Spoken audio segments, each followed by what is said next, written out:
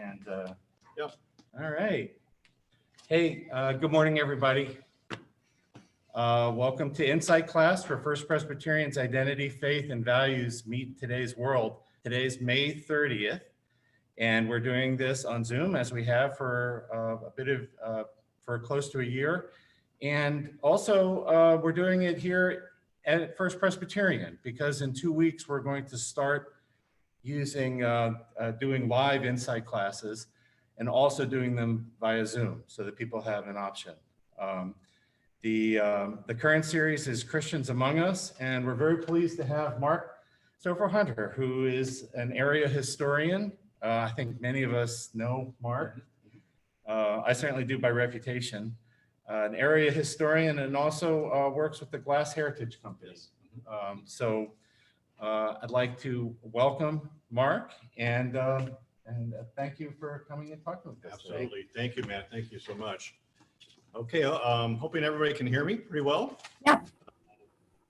Mark Stoffer Hunter again. I'm pleased to be with all of you this morning. I'm glad I'm making a little bit of history and the transition here to more in-person learning here at First Presbyterian. And I'm really going to talk about today under the kind of the topic of where we have been, specifically where has First Presbyterian Church been, really the physical aspects of where they have been in Cedar Rapids and what that has meant to the community of Cedar Rapids, because I have always seen as a longtime local historian, the merits of First Presbyterian really being the heart and soul of the Cedar Rapids community, just because of its place in the early social religious history, the community history of Cedar Rapids. It really has always led the way and set the example for the moral, social, community history of this town. And of course, I still use the word town, but First Presbyterian had its beginnings in the very, very beginning years of this community, even before it was legally known as the town of Cedar Rapids. That did not happen until 1849. This church got established 2 years before that, in 1847, when it was a big part of having the early religious organization be a major component of what a community is all about. And I really see First Presbyterian having been very consistent from the very beginning in leading the way to being consistently being a community asset for Cedar Rapids. And you can't get any better statement of what this church means to the community than the success they had very early on in establishing the first permanent building for a church. And I'm going to go ahead and mention from time to time this morning the other church in Cedar Rapids that was all kind of vying for the first of a lot of benchmarks in Cedar Rapids church development, and that was St. Paul's Methodist Church. And now they get the accolades for officially having the first official sermon spoken in Cedar Rapids in the early 1840s, but First Presbyterian, along with St. Paul's Methodist in the 1840s, we have to remember Cedar Rapids only had just a handful of people here, just a few hundred people here, trying to give you a sense of what the environment was like in what we now refer to as the First Presbyterian neighborhood, the downtown Cedar Rapids area. Only a few hundred people here. And we had this early Methodist congregation and this early Presbyterian congregation in 1847, both trying to establish the critical step of having a permanent structure to solidify the idea that they are going to be an important component of this new community that would be permanently called Cedar Rapids by the year 1849. And the earliest, so hand in hand with trying to get the first church building established here was getting the other major component of an enlightened, progressive community, hand in hand with the early religious organization establishment was the early school. And Cedar Rapids was able to establish a first permanent school building just a block away from here on the corner of 2nd Avenue and 5th Street. This is the corner that currently, it's kitty corner from the KCRG corner. And there's currently a 3-story yellow brick building there. And that has been known as the Palmer Building. For a lot of its history, it was where there was once a Cedar Rapids Business College. Many of you are familiar with hearing about the Palmer method of penmanship. That was begun here in Cedar Rapids, taught in 80% of America's schools. Well, that corner, long before there was a Palmer Cedar Rapids Business College building there, a small wood frame school building that had 4 rooms in it was placed on that corner in the year 1846, just in time for the 1846-47 school year. And that was the location of the very first services for this church, for First Presbyterian Church, happened in the rooms of that schoolhouse 1 block away from where First Presbyterian Church is today. But they were very anxious to get their first building. Now that was considered the end of town. It's hard to imagine today, but that school was purposely placed there at 5th Street, what today we call 2nd Avenue and 5th Street, because that was the intermediate between the developed town, which really only went up to about 3rd Street at that time, 2 blocks away from the river, and the open countryside, the country school, the country kids. So 5th Street, where Green Square and the church is today, was really completely undeveloped at the time the first school building was put in. There was no train track. One thing I really need everyone to kind of remember when you think about where First Presbyterian has been is that imagine a downtown Cedar Rapids without a train track. And that's almost impossible to imagine because we've had a train track down here since 1859. But when First Presbyterian got started holding services in the old school building, it was a very different downtown Cedar Rapids area. It was very quiet. There were no trains coming to the downtown area. The river was the focus, and the only early commercial businesses and early mills and other types of early job sources were only on what we call First Street today, down by the riverfront. So that meant that what we now know as 2nd Street and 3rd Street in the downtown area were the core of the residential neighborhood for Cedar Rapids. And it's incredible to think of 2nd and 3rd Street in downtown Cedar Rapids from about A Avenue down to about 3rd Avenue or 4th Avenue being completely residential. But that was the environment that was happening when First Presbyterian got started. So where we see the train track today, that was considered the kind of the farthest to the east location where you could potentially build a house or maybe consider building a church. And so the so-called, I wouldn't call it a rival, but the competition for getting a first church built in Cedar Rapids, as I mentioned earlier, was St. Paul's Methodist. They had their eyes on a location on what we would call today the 4th Street train tracks. Of course, keep in mind, there's no train at that time. So while they were in the works for doing that, the Presbyterian congregation was thinking about 3rd Street as a better location for a first church, permanent church building, because that would be more in the heart of the residential neighborhood right there. So the site was selected at what today would be the corner of 2nd Avenue and 3rd Street, the southeast corner of that intersection. And there was a lot of struggles in trying to get this church built. And the early... would you like your pictures? We do have those available. Yes, I want to show the pictures in just a moment. Why don't we go ahead and go to the first picture? Can we do that? Yes, we can. And let's hope everybody can see this. Yes, they will. Hold on. Okay, excellent.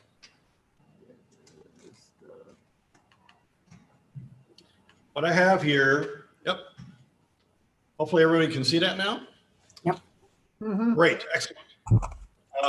This is an image of downtown Cedar Rapids that was drawn by an artist in 1868, which means by this date, a little bit later than what I was just talking about, the current building that's here today, First Presbyterian, has just been built.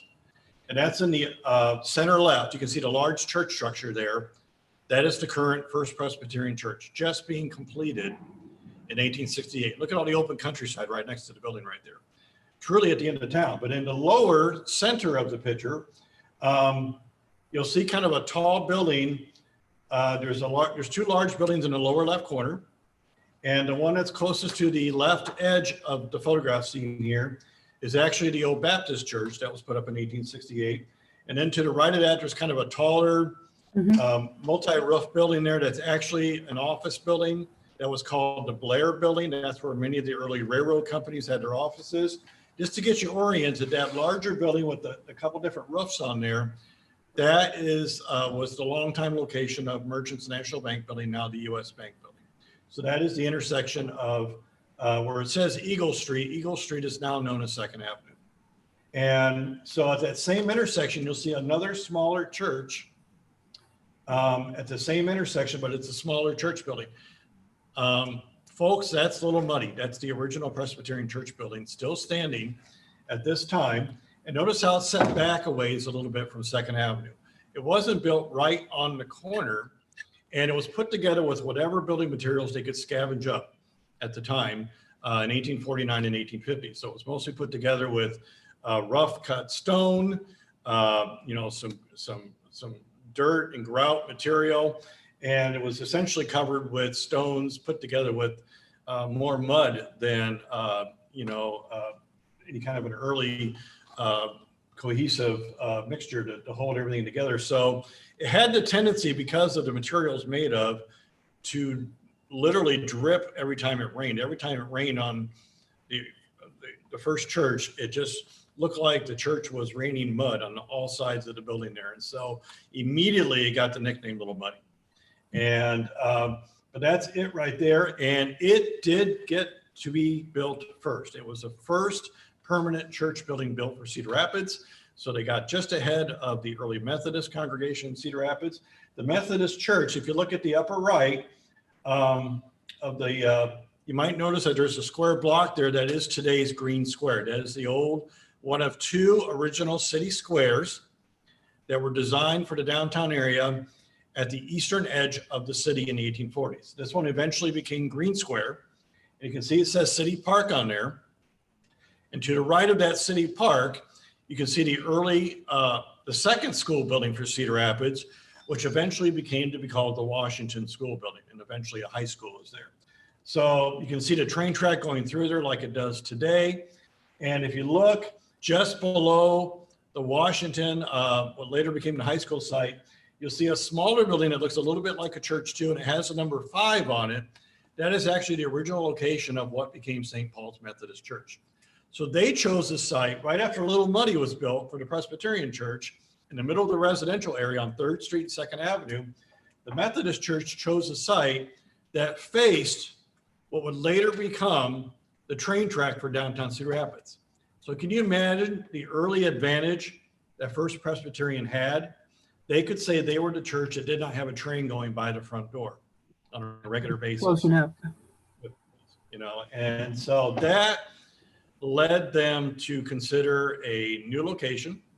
And again, what I like about this picture is that it shows Old Little Muddy, and what it had done down here on 3rd Street was that it had inspired other early church congregations to follow the lead of First Presbyterian and build and establish the first of several church rows that they inspired. Church rows meaning church edifices built along the same side of a street that sent a organized collective message to the growing community that we're unified in our faith. We are, a good, moral, really kind of a solid community socially and spiritually in Cedar Rapids. And so I pointed out on the lower left, you can see that large First Baptist Church, and that would be the corner that today there's a parking ramp that was built by Merchants Bank, and later, of course, now it's U.S. Bank. Before 1960, that was the corner of Jaeger's clothing store and the Harmony cafeteria. So they built right across from Little Muddy. But if you look down to where 3rd Avenue and 3rd Street is, 2 churches located down there. The earliest Lutheran church building on the corner where the old Guarantee Bank building is today. And right across from where the old Guarantee Bank building is, there's a 2-story Arco building there. That's where the Second Presbyterian Church was kind of the old school style presbytery located along there. So we had 2 Presbyterian churches, a Lutheran church and a Baptist church. First Presbyterian paved the way for the concept of, hey, everybody, Cedar Rapids is growing. We're going to take the lead on this next movement of going all the way out here to 5th Street And that was really met with a lot of initial criticism. People were like, what are you doing? Are you sure Cedar Rapids is going to get bigger? Are you sure you want to be way out there at the edge of town? And there was a lot of doubt and concern by going that far away. And they were also thinking like, well, it's better than what the Methodists have done. We're not by the train tracks. And they understood very early on the benefits of what the city square was going to be for them. By the time First Presbyterian was built here and completed in 1869, as we all know, we just recently celebrated 150 years at this location.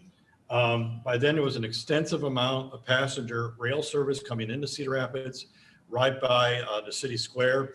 And First Presbyterian knew that being at this location gave them the best visibility they could get for people coming to Cedar Rapids or considering Cedar Rapids for a home, and thus prospective church members going forward. And so that really boosted membership, and people come in and say, oh my gosh. And one family that came in early on in the 1870s, when First Presbyterian was a new building at this location, was when the Sinclairs first came to town for the first time in the 1870s, getting ready to establish, Thomas Sinclair establishing his meatpacking plant. And as we know, First Presbyterian Church and the Sinclair family histories really go hand in hand with development in Cedar Rapids and its relationships to institutions such as Coe College. And so the Presbyterian Church, again, encouraged, like they did on 3rd Street in the 1850s, 3 other church congregations in Cedar Rapids said, hey, we want to be on 5th Street, just like First Presbyterian. And that included St. Paul's. By the time 1870 came along, I'm sure St. Paul's Church had probably shook apart by the trains by that point, and they were ready to come on 5th Street, and they decided to share the block with First Presbyterian and locate on the 4th Avenue corner of this block, 4th Avenue and 5th Street. And that happened in the early 1870s. About 10 years later, in 1882, the other corner of 4th Avenue and 5th Street was occupied by a new home for the First Christian Church. And that's the corner that in recent years has been the credit union on the corner over here. And then where KCRG television is today was where a large stone structure was built for the Congregational Church of Cedar Rapids. And again, First Presbyterian kind of leading the way on where kind of the spiritual center of Cedar Rapids is going to be.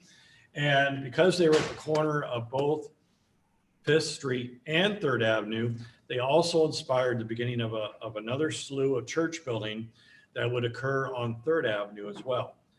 Just 6 years after First Presbyterian building was completed here, People's Universalist Church opened up 1 block away on 6th Street and 3rd Avenue in 1875.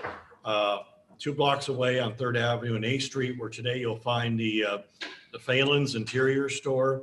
A newer First Baptist Church was built on that corner in 1893. But before I get back to more of that 3rd Avenue church development, I want to point out that when you look at this picture, there's also another reason why, not only because it's at the end of town, why the First Presbyterian Church property is so vacant to the right of the church building.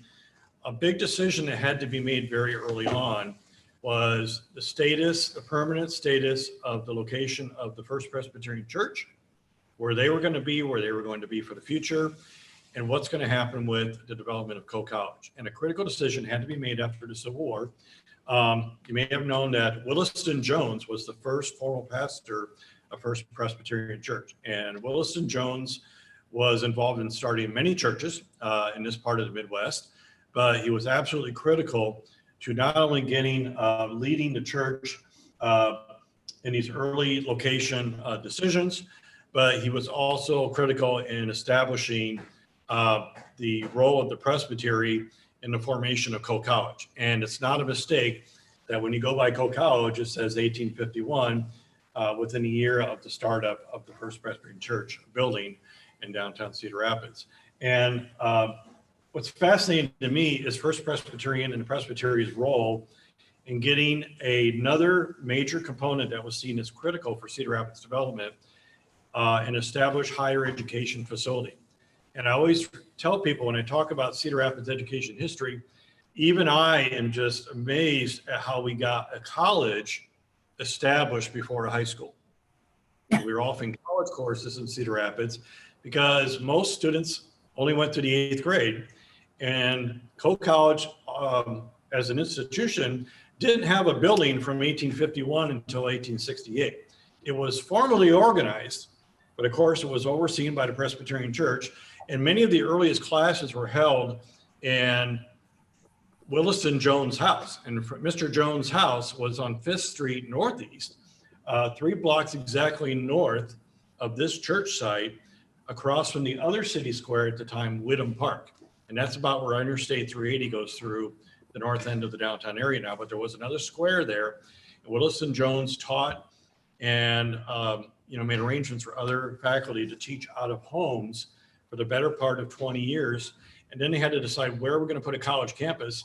And the current church site was highly considered for a college campus site. And the church could not make a permanent decision to build this edifice here until the college question was settled.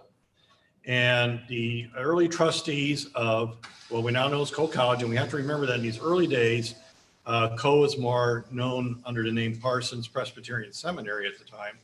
So they had 2 options: build a Cedar Rapids college campus, start one right on the east side of the city square, or maybe build a college way out in the country on the farm, which today, of course, would be First Avenue and 12th Street. And they took a bet that maybe with the encouragement of how Cedar Rapids kept growing every time people built farther and farther out, they thought, let's build the college. Let's build the first building, which many of us might remember is the old main building where the Dallas Fine Arts Theater is now. They put that first structure up out on First Avenue and 12th Street when really nothing was out there at that time.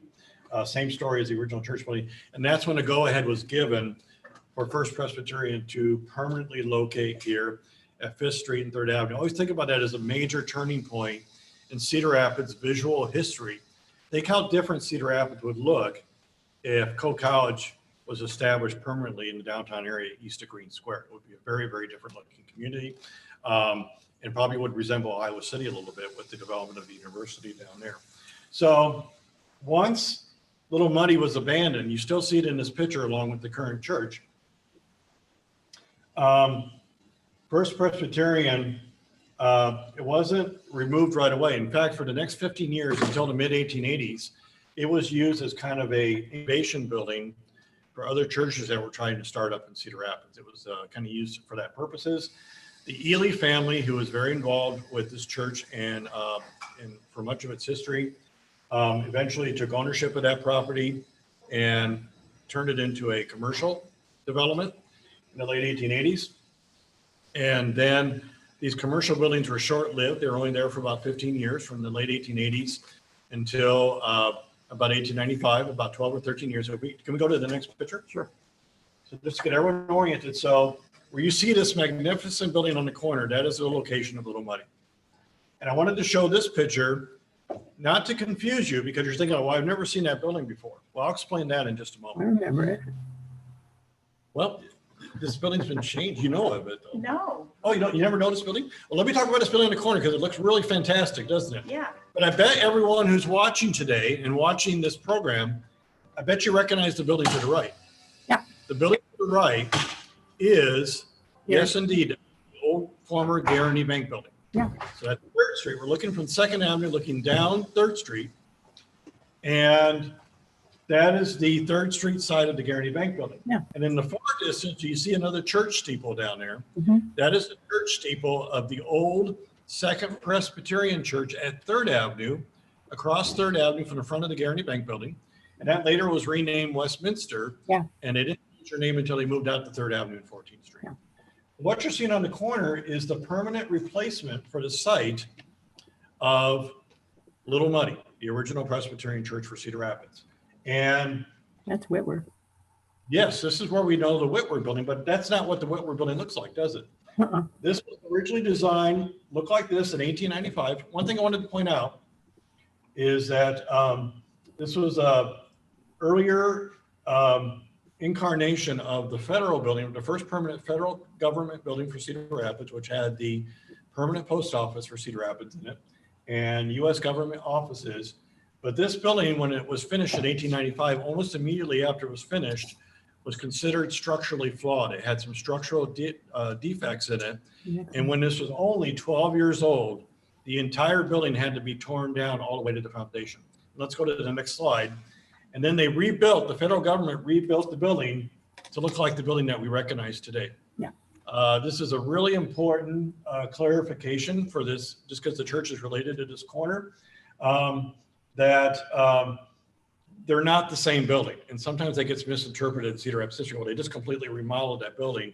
No, there's documentation from 1908, 1909 that verifies that because of the structural flaws of the earlier design, they had to tear it down almost to the foundation. They built a bigger building, a little bit bigger building, and went for a completely different architectural style. And this was our post office and federal building corner, not for very long, only from this version of the building was complete in 1909. And then they used it as the post office and federal courthouse building only until about 1932. They outgrew it. And then they built the building that we know as the Cedar Rapids City Hall now on the riverfront, became the replacement for this building. And then we all have to bring in the name Whitwer. We all know that name. That's when Weaver Whitwer, during the depths of the Great Depression, said, hey, I can get myself a federal courthouse real cheap during the 1930s, and I want to turn it into a grocery supermarket. That's exactly what happened to it. So people went shopping for groceries in this really elaborate former federal post office and courthouse building. After Weaver Whitwer's death, the grocery store was known as Whitwer's Farm Market and the Me Too store. It ran there till the mid-60s, and then after Weaver Whitwer's death, the building was donated as part of the estate to the Linn County government. And then they had it as a Linn County government building well until, really up until the flood of 2008. In 1947, the 100th anniversary of the First Presbyterian Church, the best thing that the church did, and I was so thrilled about this, the church authorized a plaque to be placed. If you go look at this building today, you will see two plaques installed in the corner of the former Whitwer building, post office building. One is a plaque designating it on the National Register of Historic Places. The other is a plaque placed on there by this church on the 100th anniversary of First Presbyterian in 1947. And it says on this site was erected the first house of worship in Cedar Rapids, the first permanent building, known as Little Muddy, built by the First Presbyterian Church, completed and dedicated January 21st, 1851, used for worship services until February 28th, 1869, and taken down, this is really important for historians, and taken down during the summer, it says here, of 1876. And John M. Ely Sr., who I talked to when I was very young as a budding historian in the city, he confirmed with me, he had talked to his father, told him that his father, John Stoney Ely, was in charge of demolishing the old Little Muddy Church. Because another misinterpretation that comes out sometimes is that Little Muddy was somehow incorporated into the new federal building in that earlier version of it, and then was somehow still incorporated into the current Whitwer building. But all traces of Little Muddy are long gone. I'm here to confirm that today.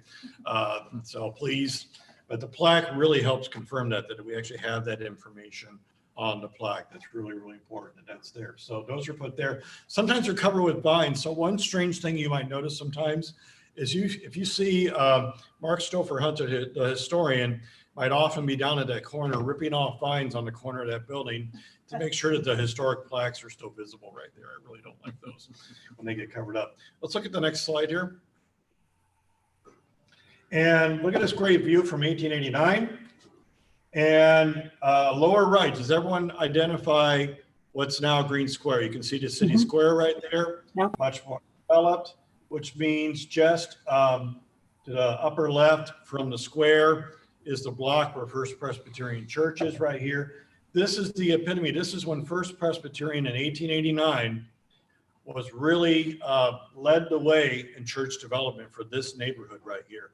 And this was the high apex of church building in a 4-block area between the railroad tracks and 8th Street Southeast and between 2nd Avenue and 5th Avenue Southeast. And many of them are visible in this image done by an artist in 1889, right across from Green Square. Now, I don't know if the artist favored the Methodist Church a little bit more than the Presbyterian Church. Right, did you notice? Yeah, why does the Methodist Church look so big? Because all of us who have studied the history of these buildings on this block, and I studied the maps and the measurements, they were about the same size. Church. So one that's great about these are called bird's eye view maps, and they were done for cities like Cedar Rapids all over the United States in the late 19th century. And they were the precursor to aerial photography. Yeah. And so the artist would pretend that he or she was a bird flying over the city.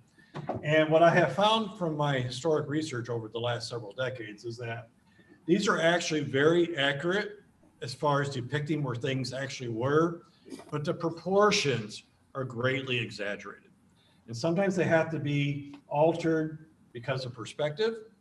But in other cases, I wonder like this, if there were certain preferences, certain subscriptions that were paid into the artists to get highlighted a little bit more than somebody else. So yes, that is the larger looking St. Paul's Methodist on the right that went up, I believe, in about 1872. And then First Presbyterian is over to the left of that. In between the two, we have the early chapels and pastors' homes of the two churches. And then to the right, across from St. Paul's, you can clearly see the First Christian Church that went up in 1882. First Christian, of course, left that location in 1913 and moved up to 840 3rd Avenue Southeast. And that's the building that was torn down in the medical district about 9 years ago. Yeah. I'm kind of excited about that corner because later this year, they are scheduled to completely demolish that block where the credit union has been for many, many years, the Melcha block. And we may find evidence of the foundation of that old Christian church a little bit later this year. And if you look up 3rd Avenue, right where the number 13 is, that's the Old People's Unitarian Universalist Church. Mm-hmm. And a little bit farther up from that, you'll see the number 14, everyone. Yeah. That is the very first permanent Catholic church for Cedar Rapids on the corner of 3rd Avenue and 7th Street. And that's where there's a row of storefronts right now where the Mopers, Bob Fox had his framing and art shop right there in the corner. Mm-hmm. So that was the first Immaculate Conception Catholic Church, was on that corner. And when Immaculate Conception rebuilt 3 blocks away on 10th Street, this old Catholic church was used for auto parts storage. And then they put up a commercial building there. And I really want to point out to the church to the right of that, on number 15, that's the United Brethren Church. And that's currently a parking lot at 4th Avenue and 7th Street. That church was dedicated in 1879 by Bishop Milton Wright, who was the father of the Wright brothers in Cedar Rapids. Okay. You're in the Wright brothers' old neighborhood. I always like to remind everyone at First Presbyterian that First Presbyterian was very, very visible to Orville and Wilbur Wright when they lived in this neighborhood from 1878 to 1881. They had a home. Their first home was where Pepsi Cola is. Another one was where the parking lot is for the new public library. And then they lived up on First Avenue where Bank of the West is right now. So this was kind of their neighborhood. They were here in part for their father to help dedicate a new church. But this was the beginnings of the 3rd Avenue Church Row. Again, First Presbyterian Church leading the way in establishing a spiritual center for Cedar Rapids, the heart and soul of the community. And the 3rd Avenue Church Row really became the most extensive ever built on the east side of Cedar Rapids, really on both sides of Cedar Rapids. In addition to instigating the development or inspiring the development of People's Church and the Catholic Church, I mentioned earlier in 1893, they built a really spectacular Baptist church on the corner where Phelan's Interiors is now, and that burned in a fire in 1916. And then they had to rebuild a third Baptist church that's now used by a theater group across in the A.T. Averill House. And then up 3rd Avenue, other downtown churches elected to locate farther out 3rd Avenue, like First Christian, like the new Immaculate Conception in 1915. First Lutheran put up a new building in 1910 at 10th Street and 3rd Avenue. First Lutheran and Immaculate Conception thought they were moving to a quiet intersection of 3rd Avenue and 10th Street. And when those churches were 5 years old in 1915, the city decided to route the Lincoln Highway, now later known as Highway 30, right past 10th Street, past those two churches. And immediately they were surrounded by gas stations and other kinds of buildings. Yeah. And then the shocking decision for St. Paul's in Westminster to go all the way out to 14th Street was really considered a very risky move to go all the way out there. First Presbyterian, when those churches were moving farther out, every time there was this sort of pressure or consideration about does First Presbyterian stay where it's at, where it's really embraced its role in a leadership role in the community, being very visible, being very important to the community for the people who are the members of the church, the leadership of the church, were also usually the leaders of the community. They always ultimately did not go along with what other churches were doing, in the sense that they felt it was very important to stay put. And the first real test of whether to stay here or not was just over 100 years ago. This is when St. Paul's was leaving in 1914. First Christian had left in 1912. First Congregational left a little bit later on 2nd Avenue and 5th Street out to Washington Avenue, because they were being surrounded by gas stations and auto repair shops. And maybe First Presbyterian, I think, had a little bit of luck in the sense that they weren't on the 3rd Avenue highway route. That was actually 2nd Avenue.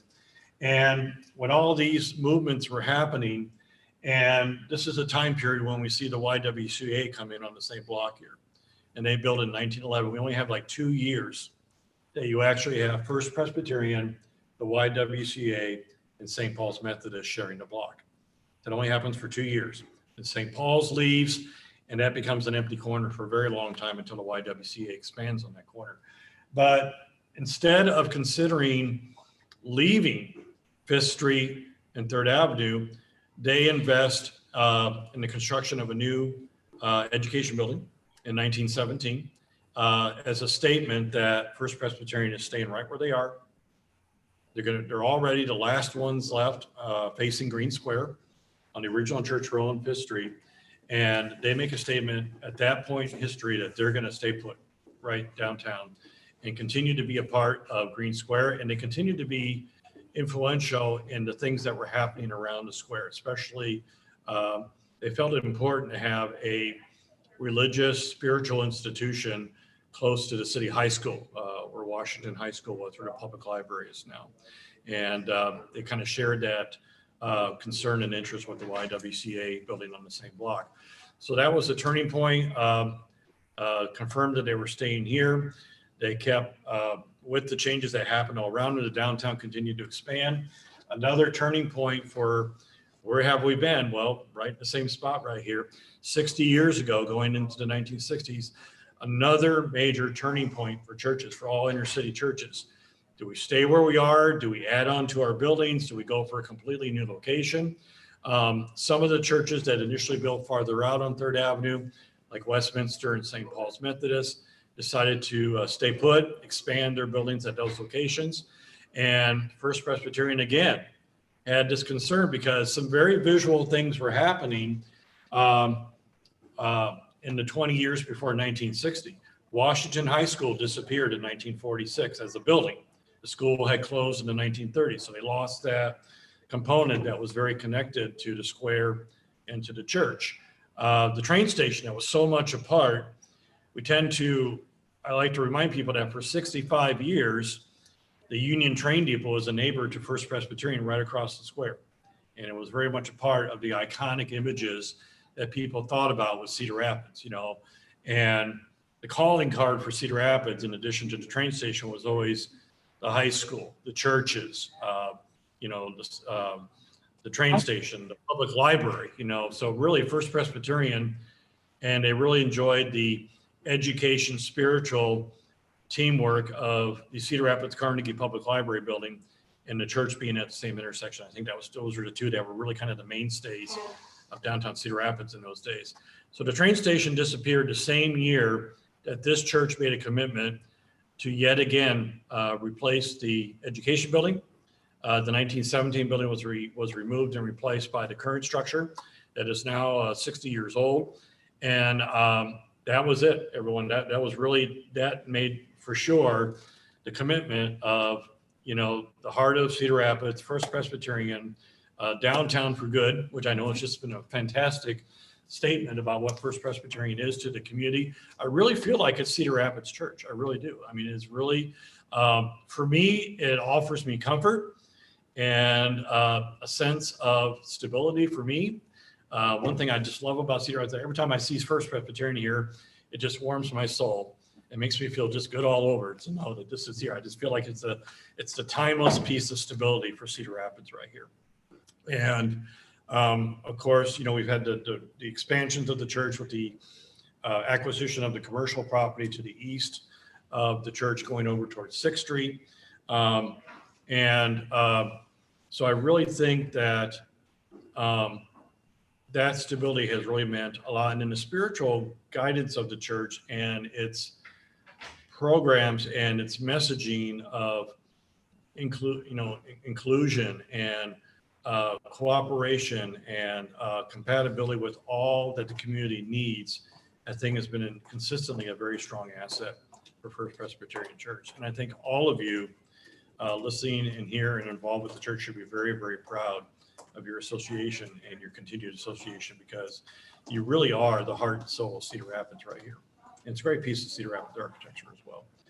Okay. Probably have maybe just only 5 minutes left or so, if there's questions. Is there any questions? I've been rambling on for a while there, and I will tend to do that. And I hope you found some of this a little bit interesting as far as where you have been. And no church has stayed. The only church that comes close to First Presbyterian being in the same location is up on the hill, Grace Episcopal Church. They've gone through a lot more physical changes than First Presbyterian, but this is it. I mean, this truly gets the title of the oldest church in the same, continuously operated church in the downtown area, and the second oldest in the same location, Cedar Rapids. Are there any questions about any things I brought up today that anybody out there listening today has a question about or a comment?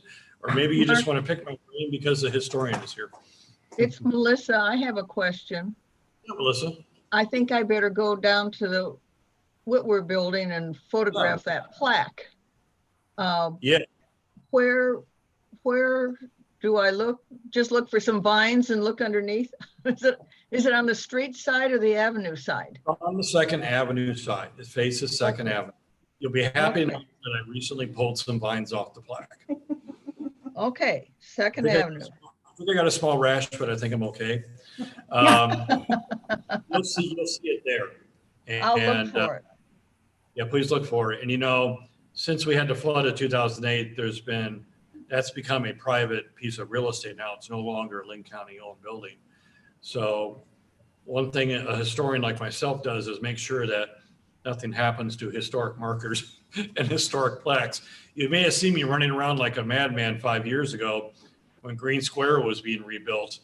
One of my jobs with the city of Cedar Rapids was to make sure that all the historic markers and large rocks and pictures of George Green went right back to the park after they were taken out during the renovations over there. So I'm always keeping tabs on Little Muddy's plaque to make sure it stays put there, because it needs to stay put there because it's such an important part. But that's where it is, and I encourage you to go down and take a look at it. If you're brave enough, you can step on the little ledge there and look at it really close. So just be careful, okay, Melissa?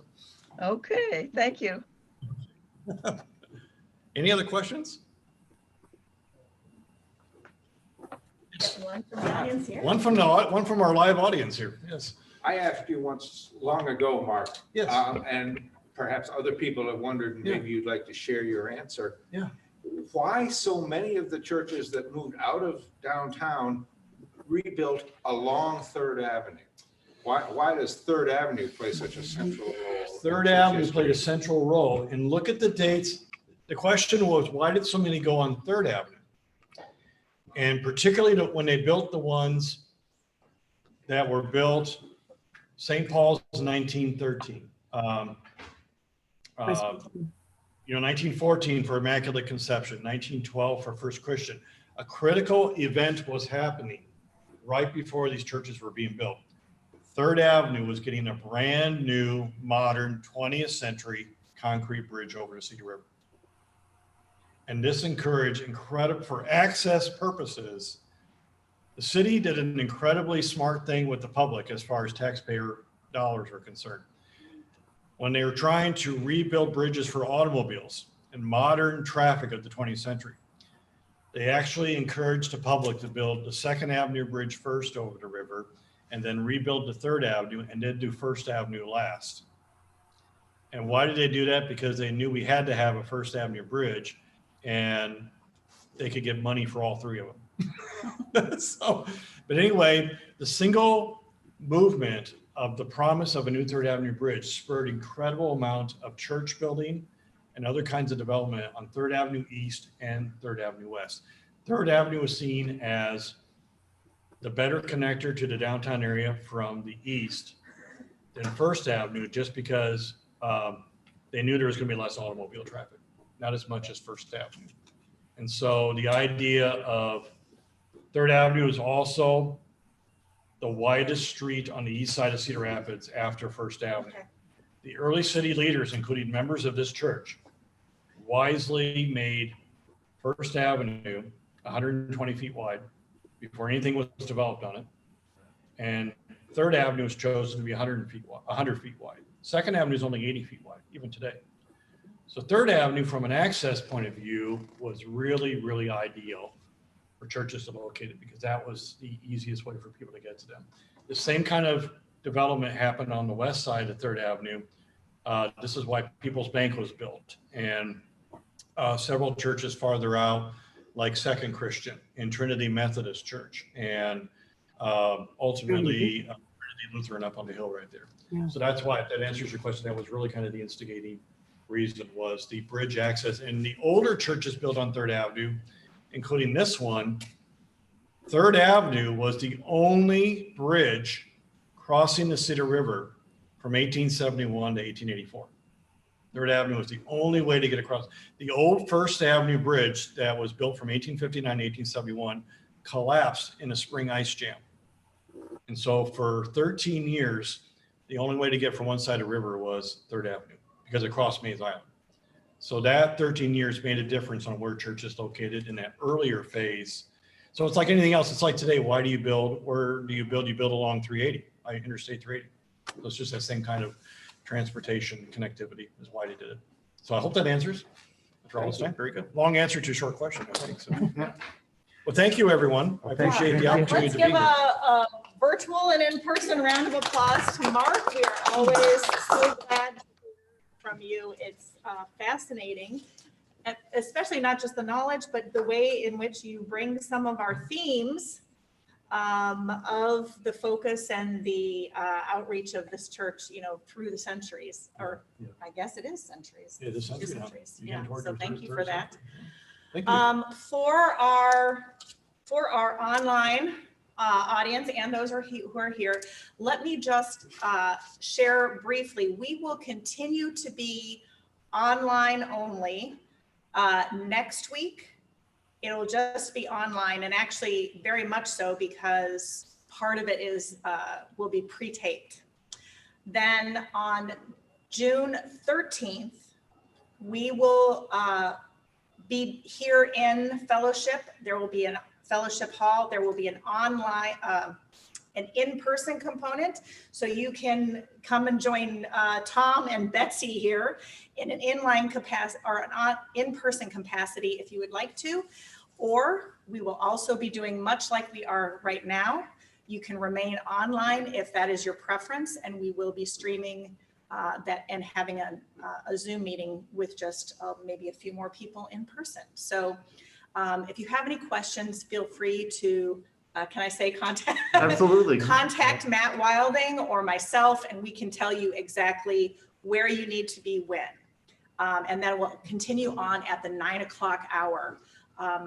Next week, we will be having in-person worship at 10:15 for those who are coming in person here and then going directly over into the sanctuary. So again, thank you to Mark. Thank you so much. Always a pleasure to have you here. Thank you. And with that, I'm grabbing, Your computer. say bye. This Bye, is gonna everybody. Show up in the, Goodbye. We're going to go ahead and close the meeting down. Bye-bye. Bye-bye. Bye. But you won't see me here.